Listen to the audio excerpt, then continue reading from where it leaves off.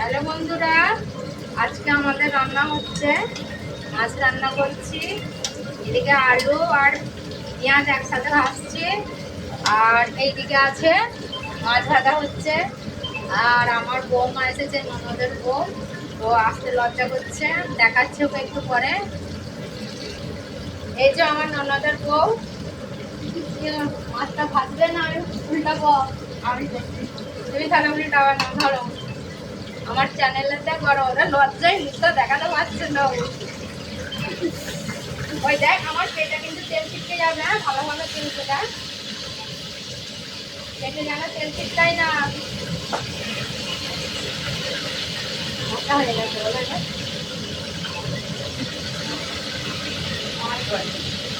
তো এইটা এখন দিয়ে দিচ্ছি আদা রসুন,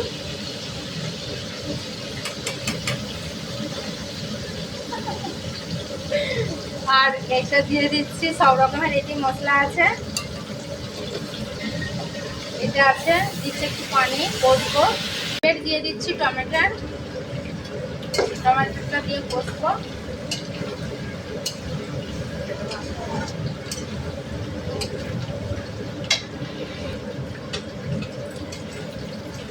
এই যে বন্ধুরা, আমার এক পর্বা মাছ ভাজা হয়ে গেছে, আর একবার দেবো মাছ ভাজা।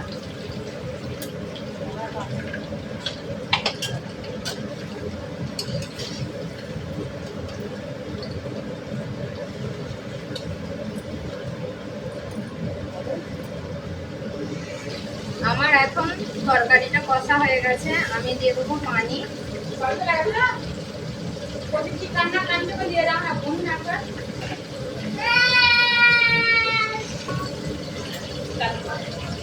এইখানটা কটা মাছ রেখেছি, যে মাছের মশলা ছিল, মাছের মশলা ভিনেগার দিয়ে এটা আলাদা ধরনের মশলা করছি, এমনি ভাজবো।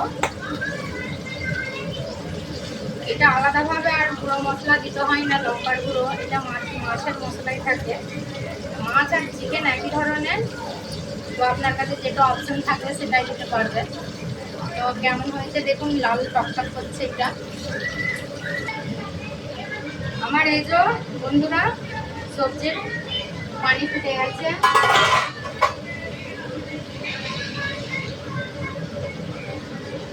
এবার দিয়ে দিচ্ছি সব একে একে মাছগুলো।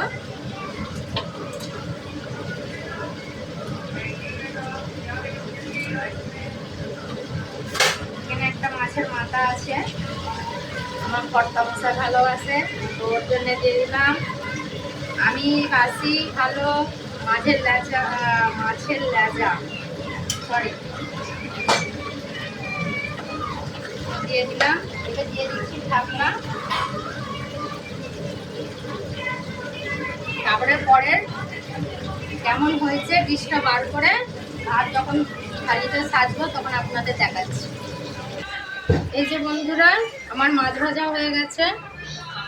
এই যে বন্ধুরা, আমার ডিম ভাজা, স্যালাড, তারপরে আমার মাছ রান্না, মাছ ভাজা, এদিকে ভাত আছে আমার রেডি। কেমন হয়েছে বন্ধুরা বলবেন। বাই।